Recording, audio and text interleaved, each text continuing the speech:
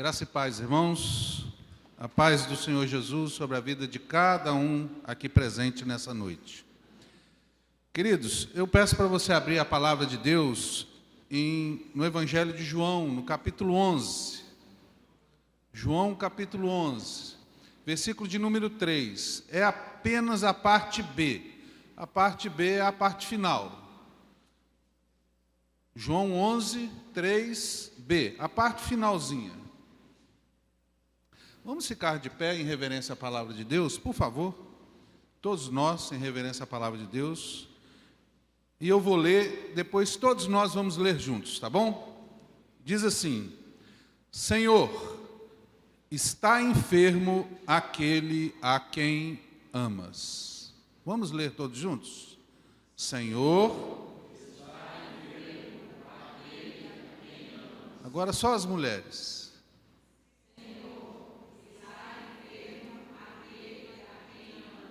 Agora os homens. Está enfermo aquele a quem amas. Agora vamos todos juntos. Senhor, está enfermo aquele a quem amas. Amém. Se você não aprender nada, pelo menos o versículo você já aprendeu. Deus te abençoe. Pode sentar. Queridos, eu gostaria de meditar nessa noite sobre doença. Esse é o tema da mensagem dessa noite. Esse versículo nos chama a atenção.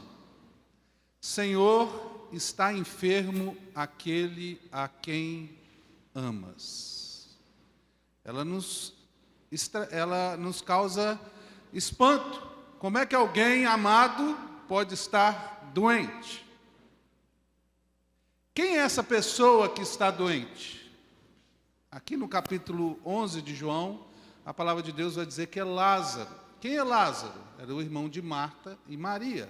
Marta é aquela que ficava apressada de um lado para o outro, correndo, procurando servir ao Senhor Jesus e aos seus discípulos, lá em Lucas 8. Quem é Maria? Maria é aquela que derramou um perfume caro nos pés de Jesus e enxugou com seus cabelos. Essa família, Lázaro, Marta e Maria, se tornou muito amigo, muito próximo de Jesus. Por quê? Porque eles moravam numa cidade chamada Betânia. Betânia era... Você lembra que naquela época não havia carro, o transporte era difícil. A maioria das viagens eram feitas a pé. Então o Senhor Jesus fez muitas viagens a pé. E nessas viagens, geralmente quem viajava naquela época a pé, quando estava voltando de Jericó, indo para Jerusalém, a última pousada era na cidade de Betânia.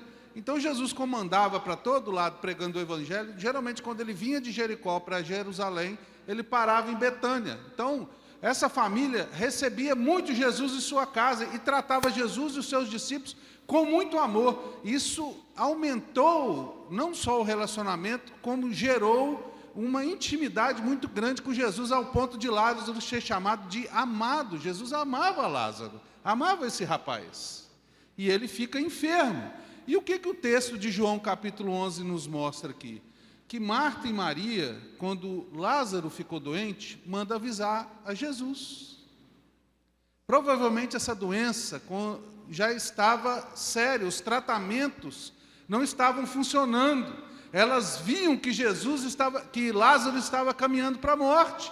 Então elas lembram que Jesus já tinha feito muitos milagres. E elas mandam avisar Jesus. Jesus recebe a mensagem. Só que ao invés dele sair correndo, ele permaneceu no lugar 2 dias.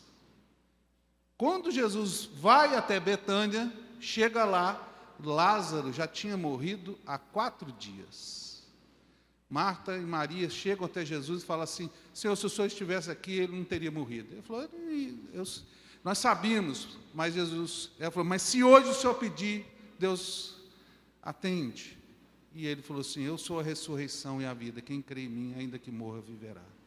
E Jesus fala assim: me leva até o sepulcro. Quando chega lá, vê o povo chorando, Jesus se emociona. Jesus se emociona e chora. Porque o enterro judaico é diferente do nosso. Para quem não sabe, Nós colocamos num caixão e enterramos 7 paus debaixo da terra. O enterro judaico, o sepultamento judaico é diferente. Ele era feito no sepulcro. Geralmente era uma rocha que era escavada, fazia uma caverna.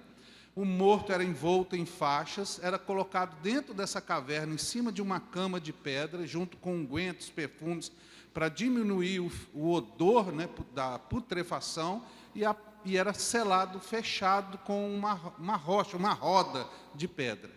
Jesus é levado até o sepulcro, e ele pede que tire aquela roda, aquela porta de pedra, e ordena: Lázaro, vem para fora. E Lázaro veio, envolto em faixas. Lázaro ressuscita. Mas essa história toda começa com essa frase: Senhor, está enfermo aquele a quem amas. Essa palavra mexe conosco. Mexeu com Marta, mexeu com Maria. Senhor, aquele que o Senhor gosta, aquele que o Senhor ama, que o Senhor conversa com ele, que bate papo com ele, está doente e está morrendo. Marta foi atrás de socorro, e ela usa essa palavra: Senhor, está enfermo aquele a quem amas. Em outras palavras, Senhor, está doente aquele a quem o Senhor ama. De acordo com a palavra de Deus, de acordo com a Bíblia, de acordo com aquilo que Jesus deseja nos ensinar nessa noite sobre doença. Quem nunca ficou doente? Levante a mão. A doença tem atingido a todos. Mas o que a palavra de Deus tem a nos ensinar sobre doença? O que a Bíblia tem a nos ensinar? O que Jesus tem a nos ensinar nesta noite? Primeiro ensinamento que Jesus gostaria de nos ensinar nessa noite, que a palavra de Deus tem a nos ensinar sobre a doença. Ela nos diz, está no começo do versículo: Senhor. Senhor. O que ela nos ensina aqui? Nós que somos brasileiros, nós temos um pouco de dificuldade, porque essa expressão Senhor é usada para quem é casado. Acabou se tornando título para as pessoas entendem que a pessoa é velha, aí você chama de Senhor. Não, Senhor é um título para quem é casado, né? Senhora é para quem é casada, senão é senhorita, não é casada, entendeu? Então, nós temos o costume de chamar as pessoas de Senhor, mas naquela época, Senhor, Kyrios, era um termo designado a Deus. Lembra que os judeus foram perseguidos porque eles não queriam dizer que César era o Senhor, ou seja, que César era divino.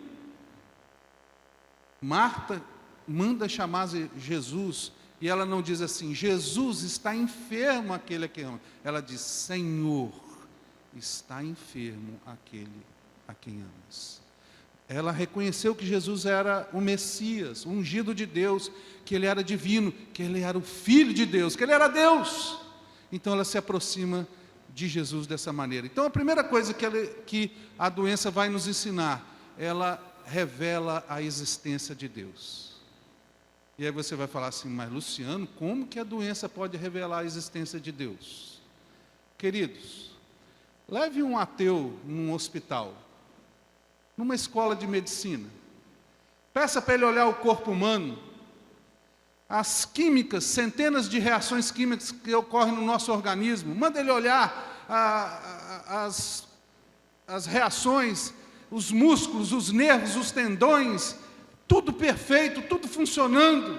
Pergunta para ele por que quando você dorme o seu coração não para de bater, por que quando você dorme você continua respirando, quem é que te faz acordar? O que é isso? Ele vai falar talvez que seja o sistema autônomo, ou o sistema nervoso central, o sistema parasimpático, mas eu te pergunto, quem colocou essa perfeição no homem? Quem fez essa máquina perfeita? Essa grandiosidade que se encontra não só no maior, mas no menor, lá na célula, reações químicas perfeitas, uma célula. Quem colocou isso? Vire para esse ateu, leva ele no hospital, no CIAS, lá no hospital de câncer infantil, e diga para esse ateu dizer assim: consola essa mãe que está com um filho com câncer. Peça para ele consolar. Você sabe o que ele vai dizer? Nada, porque ele não tem nada para dizer. Você sabe quantas doenças existem? Vocês têm noção? Não tem muita como a gente dizer acertadamente quantas doenças existem, até porque surgem doenças novas. Nós tivemos a Covid aí. Então, às vezes, surgem doenças que os médicos nem conhecem. Mas nós, da área de saúde, usamos uma coisa chamada CID, que é os nomes internacional, o Código Internacional de Doenças. É para codificar as doenças. Então, por exemplo, você tem lá lepra, ele tem um código. Cada doença tem um código. Nesse CID, que é o Código Internacional de Doença, existe mais ou menos, entre lesões, doenças e mortes, 55 mil códigos.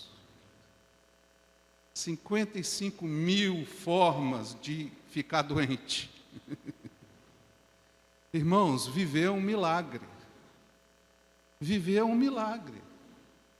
Viver nesse mundo caído, pecaminoso, é um milagre. Isso prova a existência de Deus. A doença prova que Deus existe. Segundo lugar, ela prova os atributos de Deus. Como, Luciano, ela prova os atributos de Deus? Você pode perguntar assim, mas Luciano, se Deus é tão bom, por que Deus permite tanta doença?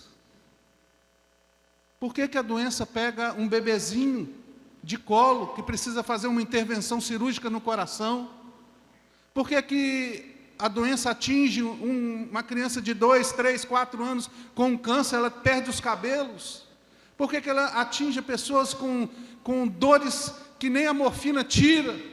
Por que ela atinge a todos? Se Deus é tão bom, por que a doença tem atingido a todos, tanto bom quanto ruim?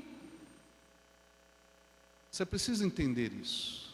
Para você entender isso, eu peço para que você se volte para a história do livro de Esther. Você já ouviu falar da história do livro de Esther, não já? Quem já ouviu a história do livro de Esther? Como é que é a história do livro de Esther? Vocês sabem que o povo de Israel tinha sido levado cativo para a Síria. Para a Pérsia. Quem reinava era um rei chamado Assuero. E esse homem era muito rico e ele gostava de dar festas. Porque ele era muito rico, queria ostentar a sua riqueza. E ele deu e o reino persa, por ser muito grande, ele era dividido em regiões e havia muitos príncipes.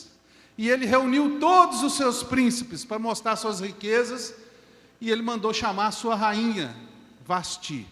E a Vasti não veio. E isso humilhou o rei Assuero. Ele chamou o conselho e falou, o que eu faço com essa Vasti? Aí os conselheiros falaram assim, olha, se isso se espalhar pelo reino, todos os homens vão perder a moral. O senhor já perdeu a moral? Então o que você faz? Você destitui Vasti do reino e vamos fazer uma eleição, um concurso de Miss, para eleger uma nova princesa para o rei. E assim foi feito. E uma mulher ganhou o coração do rei, chamado Hadassa, que era Esther. Só que tinha um porém. Essa Esther, ela não tinha pai nem mãe. Ela foi criada por um tio, Mordecai. E ela era judia. E ela falou para ele falou para ela, não fale para o rei que você é judia. A história vai se passando, o reino vai crescendo, e acontece de um homem mau, chamado Naamã, ser daqueles príncipes do reino, ser colocado como o maior dos príncipes. E ele estava sempre na presença do rei Assuero. E toda vez que ele ia no palácio, as pessoas se curvavam diante dele. Somente um homem não se curvava, esse homem era Mordecai. E ele foi ficando tiririca, foi ficando bravo, foi ficando nervoso com aquele homem. E ele falou assim, quem que é esse homem? Ele falou assim, ele é o judeu Mordecai. Ele falou assim, agora eu vou me vingar desse homem. Toda vez que ele ia no reino, no palácio, todo mundo se curvava para Naamã, mas ele não se curvava, Mordecai não se curvava. E aí esse Naamã começa a enrolar o rei, vai conversando, falou assim, Senhor, tem aqui no reino aqui um povo que não se curva para o Senhor, não. Aí o rei Assuero: quem é esse povo? É o povo judeu. Eu acho que o senhor deveria dar um jeito nesse povo, para servir de exemplo. O que você quer fazer? Faz o seguinte: no mês 12, deixa eu matar todo esse povo, acabar com a raça desse povo, e ainda vou dar para o senhor dinheiro. Pode fazer, e o dinheiro pode ficar para você. Então o Assuero dá um decreto, decreta a morte de todos os judeus, Só que acontece um evento. Os eunucos do palácio tramaram a morte do rei Assuero. Mordecai ficou sabendo, avisou Ester, e o rei foi salvo. E aquilo foi escrito nos livros do reino. Um dia, o rei teve insônia e resolve ler o livro. E descobre que quem tinha salvo a vida dele era um judeu chamado Mordecai. E fala assim: o que fez com esse homem? Ele recebeu alguma honraria? Fala: não recebeu nada. Então, de manhã, acontece uma coisa muito engraçada. Eu estava lá em casa, irmãos, quando eu li o livro de Ester, eu morria de rir, eu caía na gargalhada. Entra Naamã. Ele entra e o rei fala assim: o que eu devo fazer para uma pessoa que deve ser honrada pelo rei? Ele falou assim: ele pensou assim: deve ser eu, né? Quem mais? Eu sou o maior, o príncipe, o rei vive me chamando. Só bota ele no seu cavalo real, bota as roupas do rei, bota a coroa do rei e passa pelo reino gritando. É assim que o rei faz para quem o rei quer honrar. Aí ele falou: então faz isso com Mordecai, e você vai puxar o cavalo. E foi assim que foi feito. E aí a trama se desenrola, mas o decreto do rei não podia voltar atrás. Ester revela para Assuero a trama de Naamã. Ela consegue voltar atrás, Naamã é morto, mas o decreto do rei não podia voltar atrás. Amã não podia voltar atrás. E aí, quando ele ficou sabendo que Ester era judia, ele falou assim: não posso voltar atrás, mas tem um jeito. Eu vou dar outro decreto. Eu vou permitir que os judeus lutem por sua vida. No dia que está decretado para eles morrerem, para os povos irem lá e matá-los, eu vou dar o direito a eles lutarem pela vida. E assim os judeus foram salvos. Assim, irmãos, é o mal. Deus disse lá para Adão: se você pecar, você vai morrer. A morte entrou no mundo. Adão pecou, a morte entrou no mundo. Não tem o que fazer. Diz a palavra de Deus lá em Gênesis 3,18: nasçam cardos e abrolhos. O que é cardos e abrolhos? É espinhos, pontiagudos. É um termo para indicar que o mal vai entrar no mundo. As doenças vão entrar no mundo, a enfermidade vai entrar no mundo, a morte vai entrar no mundo. Não tem jeito. Ela vai bater na porta sua, minha, de quem quer que seja. Mas o que Deus fez? Assim como o rei Assuero, ele deu esse decreto, ele não podia voltar atrás. A alma que pecar, essa morrerá.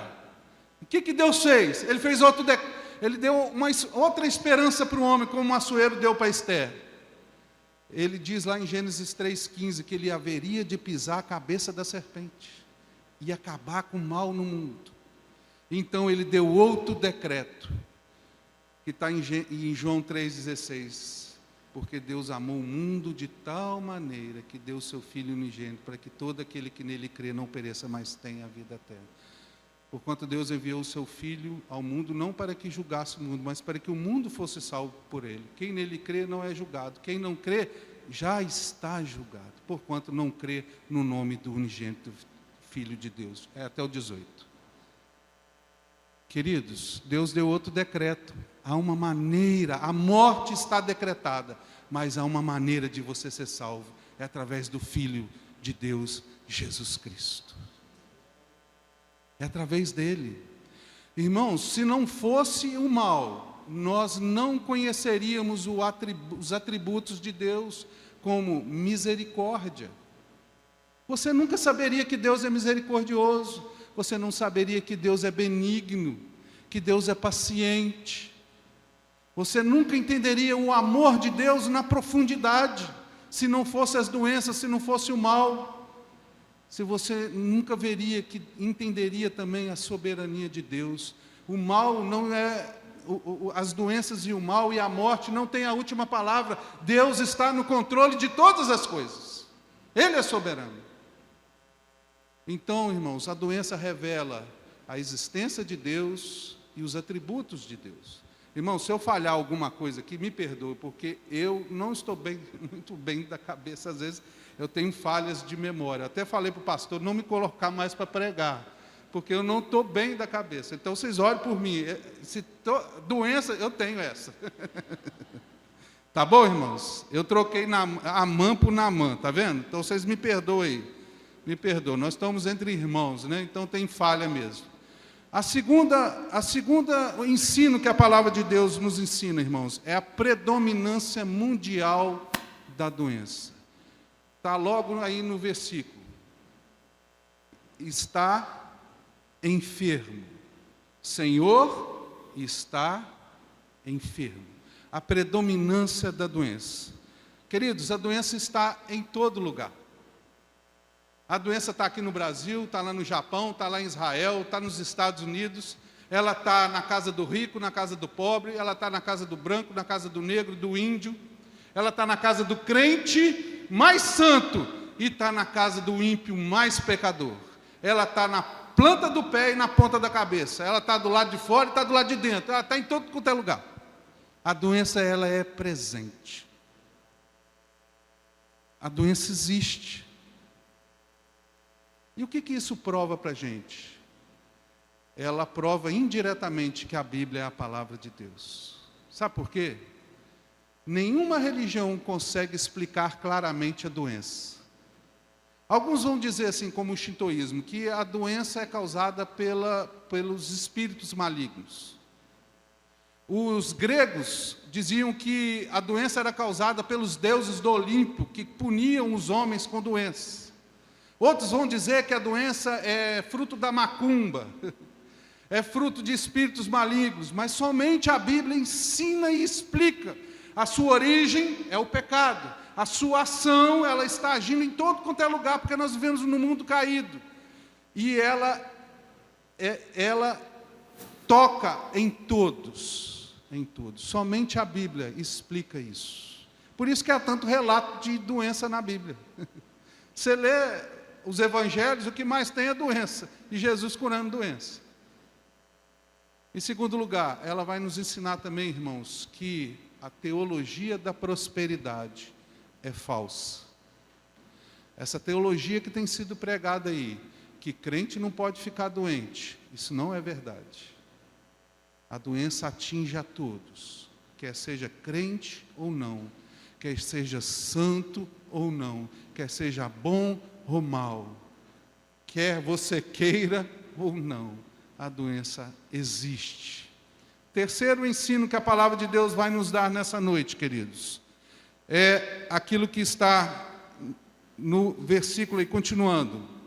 Aquele Senhor está enfermo, aquele. Eu pergunto para você nessa noite, tem alguma vantagem em ficar doente?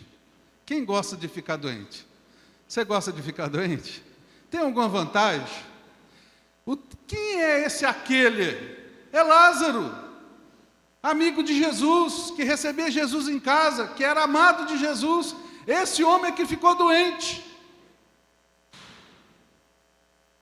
Se ele era amado de Jesus, por que Deus permitiu que ele ficasse doente? Qual é a vantagem da doença? Tem alguma vantagem? Tem vantagem sim. Você pode achar que não tem, mas tem. Qual é a primeira vantagem que a doença faz sobre o homem? Ela faz o homem pensar. Ela faz o homem pensar. Pensar sobre o quê? Primeira coisa, pensar sobre a morte. Tem muita gente que às vezes não pensa sobre a morte. Nós somos seres que todos nós estamos com data de validade. Você já nasce com data de validade. A doença tem essa capacidade de fazer você pensar sobre a morte. Qual o sentido da vida? O que eu estou fazendo aqui? Mas não só isso. Ela dá a capacidade de nós pensarmos sobre o juízo de Deus. E se eu morrer hoje? O que vai acontecer? Deus existe? E se Deus existir? Para onde que eu vou? E se eu for para o inferno? Eu preciso acertar minha vida com Jesus. Eu preciso acertar minha vida com Deus. Eu preciso mudar. A doença faz o homem pensar. E outra característica que a doença faz, a vantagem da doença, é que ela traz benefícios espirituais. Sim, irmãos, ela traz benefícios espirituais. Quais são os benefícios que ela traz para você, para a sua alma, para o seu espírito? Em primeiro lugar, ela amolece o coração do homem. Quantos homens que você já viu, gigantes, fortes, duros, caíram como um bebê chorando em lágrimas quando ficaram que estava doente? Lembra, agora eu vou acertar. Naamã, por isso que eu estou falando, o leproso, o general do exército sírio, que ficou leproso, foi até Eliseu para ser curado, homem duro, chegou lá e falou assim, vai e mergulha no rio. Para que esse rio fedorento, feio aqui, lá no meu país tem rio muito melhor. Homem duro, e ele foi lá, e ele mergulhou, e obedeceu, quebra. A doença tem o coração de quebrar o coração do homem mais orgulhoso e mais duro. Você já ouviu a expressão, se não vem por bem, vem pelo mal. Às vezes Deus usa a doença para converter aquele coração mais obstinado e mais duro. Ele precisa ser quebrantado. Segundo lugar, que ela traz de benefício espiritual, ela nos ensina sabedoria. Você começa a repensar a sua vida. Espera aí, eu estou correndo atrás de quê? Eu não vou levar nada. O que eu estou fazendo da minha vida? O que eu devo fazer? Eu estou gastando meu tempo com coisas que não prestam. Eu estou deixando minha família de lado, meus filhos de lado, eu estou deixando de estar na casa de Deus. Ela começa a repensar, ela nos dá sabedoria. Tem um livro de um pastor batista americano chamado John Piper, ele escreveu um livro interessante. O título do livro é assim, Não Desperdice o Seu Câncer. Olha que título. Não desperdice o seu câncer. Ele diz que quando você é diagnosticado com câncer, para você não desperdiçar o seu câncer. De que maneira? Ele deu algumas maneiras lá. Primeiro, entenda que Deus está na sabedoria, é soberano. Ele está no controle de todas as coisas. Se você não acreditar nisso, você está desperdiçando seu câncer. Creia que Deus é soberano, que Ele está no controle de todas as coisas. Se Ele permitiu, é porque é da vontade dEle. Ele tem algum propósito. Você desperdiça seu câncer quando você passa a ler mais sobre câncer do que ler a Bíblia. Tem gente que fica doente e sabe tudo da doença. Lê tudo da doença. E deixa a palavra de Deus de lado. Você desperdiça seu câncer quando você deixa de ser uma pessoa mais humilde, de se relacionar mais com a sua família, de se relacionar mais com a igreja, de se relacionar mais com Deus. Então, irmãos, a doença, ela faz um homem se tornar sábio. E a outra característica, a outra bênção espiritual, é que a doença nos humilha. Ela nos humilha. Queridos, a doença nos faz lembrar que nós somos pó. Nós não somos nada. Quem é você? Quem é o Elon Musk? Não é nada, é pó. Vai morrer, vai feder. Como todo mundo. Nós somos pó, nós não somos nada. E a doença nos humilha. Quando nós olhamos para as passagens da Bíblia que falam sobre doença, nós vamos ver que todos aqueles que se aproximavam de Jesus se humilhavam. O cego de Jericó, Senhor, tem compaixão de mim. O leproso se ajoelhou diante de Jesus e o adorou. Jairo Chegou para Jesus: Senhor, vem até mim, clamando. Todos se humilharam diante, até o centurião do exército romano. Senhor, tu tens todas as autoridades. Foi até Jesus. Ela nos humilha, irmãos. E por que nós precisamos ser humilhados? Porque Deus resiste aos soberbos, mas dá graça aos humildes. Nós precisamos ser humilhados, irmãos, porque uma das coisas que Deus pede é que nós andemos humildemente com Ele. Tem muita gente soberba, precisando ser quebrantada. E a doença, às vezes, é um instrumento de Deus para quebrantar o homem. Outra bênção espiritual que a doença traz é que ela tem o poder de separar o joio do trigo, de mostrar quem é crente e quem não é crente de verdade. Muitas pessoas, quando estão doentes, que recebem um diagnóstico de doença, fazem como Marta e Maria, vão até os pés de Jesus. Mas muitos abandonam a fé, ficam com ódio de Deus, correm de Deus, não querem mais saber de Deus. Então a doença tem esse poder de separar o joio do trigo. E, em quarto lugar, qual é o ensino que a doença tem a nos dar? Está no finalzinho da fala. Aquele a quem amas. O quarto ensino é a incongruência da doença. Irmãos, quem estava doente era Lázaro, aquele a quem Jesus amava. Mas como é que o mal pode ser bom? Como é que o mal pode bater na porta de quem Jesus ama? Como é que pode isso? Se Jesus amava Lázaro, como que a doença pode ter batido na casa de Lázaro? E mais, como que Jesus deixou que Lázaro morresse? É uma incongruência. A gente não entende, parece a princípio uma incoerência. A conta não fecha, as coisas não batem. Como é que o bom pode ser ruim e o ruim pode ser bom? A doença tem essa incongruência, irmãos, essa incoerência. E qual que é essa incoerência?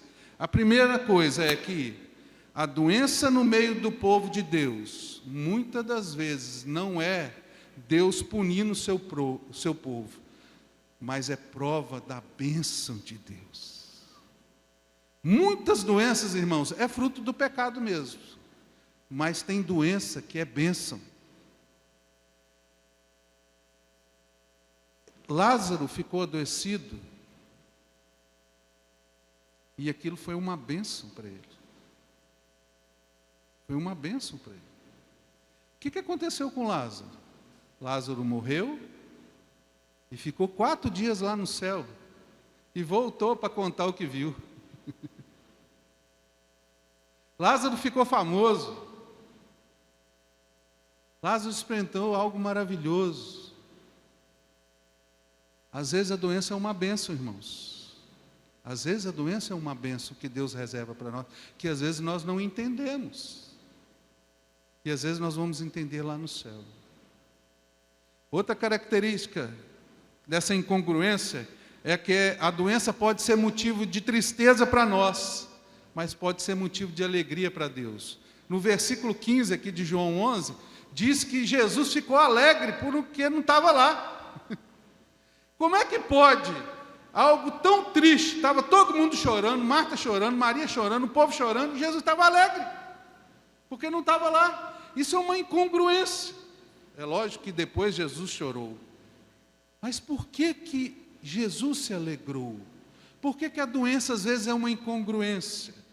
Porque Lázaro morreu, e Lázaro teve o poder teve a graça de experimentar o maior de todos os milagres de Jesus, a ressurreição. Mas não só isso, Lázaro teve a graça de ter o seu nome e a sua história escrito na Bíblia. Mas não só isso, Lázaro teve a graça de ter um vislumbre do céu. Mas não só isso, Lázaro teve a graça de servir de instrumento para testemunhar que Jesus é o Filho de Deus.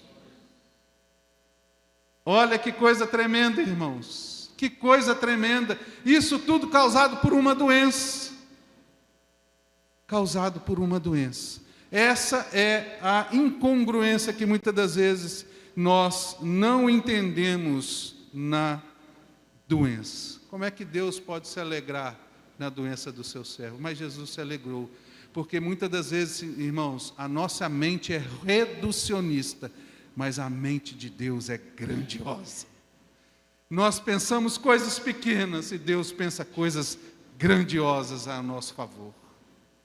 Eu queria trazer algumas aplicações aqui para o povo de Deus a respeito da doença.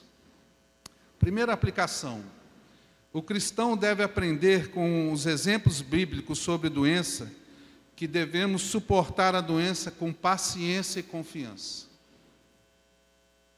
Nós devemos suportar a doença com paciência e confiança em Deus. Segundo lugar, o cristão deve estar pronto para ajudar o próximo que está doente. Vai visitá-lo, vai cuidar dele, vai orar com ele. Se você tem uma mãe encamada, vai cuidar dela até o dia da morte dela. Vai cuidar, vai fazer o bem. É isso que nós devemos fazer. Terceira aplicação: que você cuide do seu corpo, tá? Porque o seu corpo é o templo do Espírito Santo.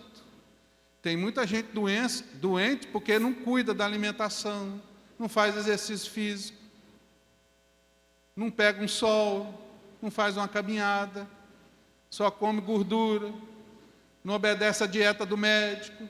Cuida do seu corpo. Não cuidar é pecado. Quarto lugar: Deus pode usar meios de graça para curar. Deus pode usar o hospital, pode usar o médico, pode usar o remédio. Deus pode usar tudo, irmãos. São meios de graça que Deus nos deu.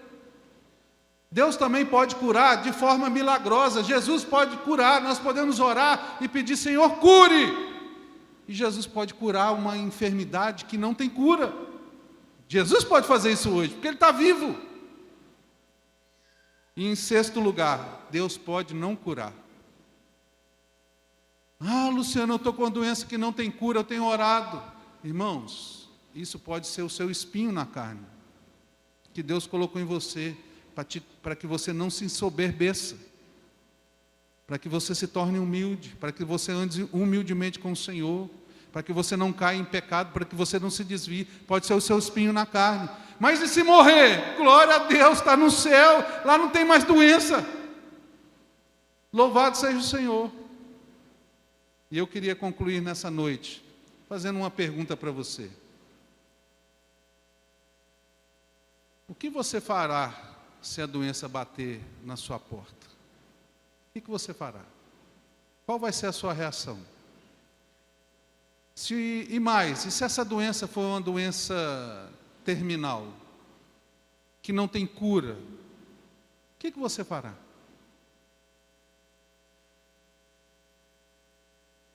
Eu quero dizer para você nessa noite que o homem tem uma doença que não tem cura. E que essa doença é terminal. E que pior, que ela atingiu a todos os homens. Pior do que uma epidemia. Essa doença, esse vírus, se chama pecado. E o salário do pecado é a morte. Não tem salvação em nenhum hospital desse mundo. Não há nenhum remédio da Pfizer, da Xé, da EMS, de qualquer que seja o laboratório. Não tem cura. Você pode ir no maior médico do mundo, o melhor dele. Não tem cura. Mas eu quero dizer para você nessa noite que tem salvação. E essa salvação se encontra em Cristo Jesus. Ele é o Salvador do mundo. Ele é o único que pode te perdoar os pecados, te sarar dessa lepra chamada pecado e pode te dar a vida eterna. Essa pessoa é Jesus. Queridos, no final do capítulo 11, nos versículos 45 e 46, acontece uma coisa interessante. Quando Lázaro ressuscitou, diz o texto, nos versículos 45 e 46, que alguns creram, muitos creram, mas alguns não creram, foram até os fariseus. Isso nos mostra, irmãos, que a doença existe uma resposta. E a resposta você precisa dar nesta noite. Ou você crê em Jesus, ou você não crê em Jesus. Qual é a sua resposta nessa noite? Qual é a sua resposta? Você precisa crer em Jesus. Abra sua Bíblia, por favor, em Isaías 53, 3. E eu gostaria de ler junto com os irmãos.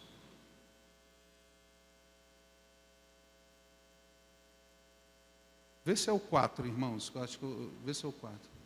É isso aí, o 4, desculpa, eu anotei errado. O que diz aí? Vamos ler todos juntos? Certamente, Ele tomou sobre si as nossas enfermidades, e as nossas dores levou sobre si, e nós o refutávamos por aflito, ferido de Deus e oprimido. Continua. Mas ele foi transpassado pelas nossas transgressões e moído pelas nossas iniquidades. O castigo que nos traz a paz estava sobre ele, e pelas suas pisaduras foram sarados. O texto diz que Jesus, está falando de Jesus, tomou sobre si, sobre ele, as nossas enfermidades, as nossas doenças. Sabe o que significa isso? Significa que, quando você está doente, Deus se encarnou, se tornou homem. Então, quando você fica doente, Deus sabe o que é ficar doente. Por isso, Ele pode se compadecer de você. É por isso que você pode buscar Jesus e abrir seu coração para Jesus e dizer: Senhor, está doendo. Ele sabe. Mas mais do que isso, Jesus veio para pisar na cabeça da serpente e para acabar com o mal, de maneira que, se você crê em Jesus, você vai para o céu e lá não tem mais nenhuma doença e nunca haverá nenhuma outra doença. Lá não haverá nem choro, nem lágrima. Nós estamos tristes, irmãos, pela morte do nosso irmão Marquinhos. Mas a festa no céu, ele foi recebido na glória. O sofrimento que ele tinha aqui na terra, não tem mais lá com o Senhor. Ele está nos braços de Jesus. Não há mais dor, não há mais sofrimento. Ele está num corpo transformado. E isso tudo graças a Jesus. Você pode experimentar isso nessa noite, se você entregar sua vida a Jesus. Eu quero fazer um convite nessa noite. Se você veio nessa noite e não tem Jesus como Senhor e Salvador da sua vida, mas deseja entregar nesta noite, vem aqui na frente que eu quero orar por você. Se você não tem Jesus, Senhor, eu entendi a mensagem, eu quero entregar minha vida a Jesus. Vem aqui na frente, não custa nada. E o outro que eu quero dizer para vocês: se tem alguém doente ou com enfermidade na família, nós como igreja precisamos orar por vocês. Se você quer vir aqui à frente, vem aqui na frente. Nós vamos orar por você, pela sua família, por quem quer que seja. Pode vir. Venha até o Senhor.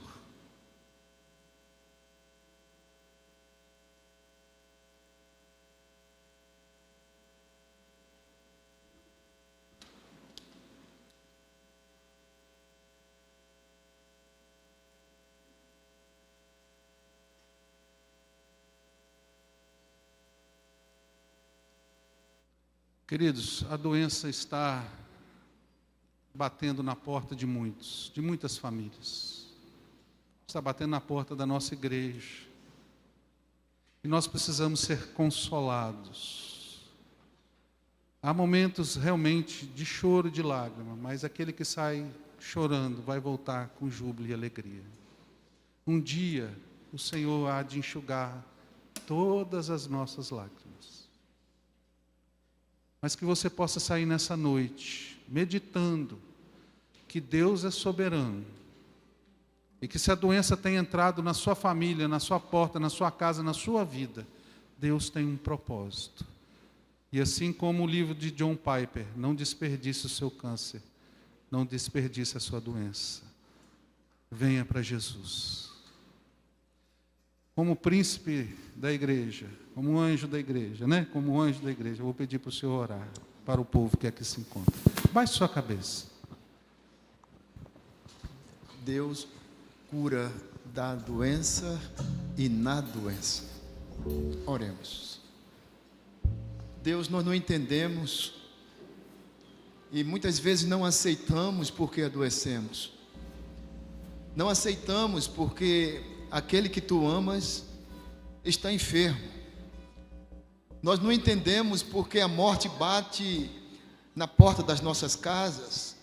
Nós não entendemos porque nós que servimos ao Senhor, que amamos ao Senhor, somos afetados com enfermidades mortais, como câncer, um diagnóstico, Senhor, de morte. Por isso, Deus, em nome de Jesus, nós te pedimos que tu nos faça compreender a tua vontade, já que ela é boa, agradável e perfeita. Nos faz entender, Senhor, os propósitos do Senhor na doença. Nós ouvimos, Senhor Deus, o que o nosso irmão falou sobre alguns propósitos. Senhor, o que queres de nós quando nós adoecemos? A doença nos faz refletir sobre buscar mais o Senhor, depender mais do Senhor, nos faz confiar mais no Senhor. Por isso, Deus, em nome de Jesus, não nos permita desperdiçar a enfermidade que bate na nossa porta.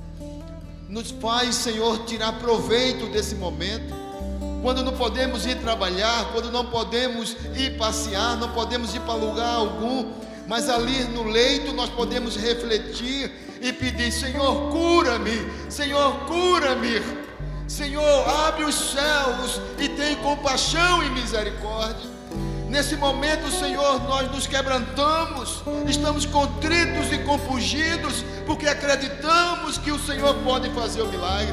E nós, a exemplo de Lázaro, nós queremos ser o objeto do milagre. Ó Deus, para o louvor da tua glória, abençoa cada irmão, cada irmã, cada pessoa que aqui está, como também, se em suas famílias, Senhor, há alguém enfermo, tenha compaixão, tenha piedade, tenha misericórdia. Deus, em nome de Jesus, nos faz entendermos os teus propósitos diante da enfermidade e diante do luto. Que não nos revoltemos com o Senhor, mas que venhamos a compreender e a entender o Senhor. Deus, coloca bálsamo nas nossas vidas, para o louvor da tua glória. Assim nós oramos em Cristo Jesus. Amém.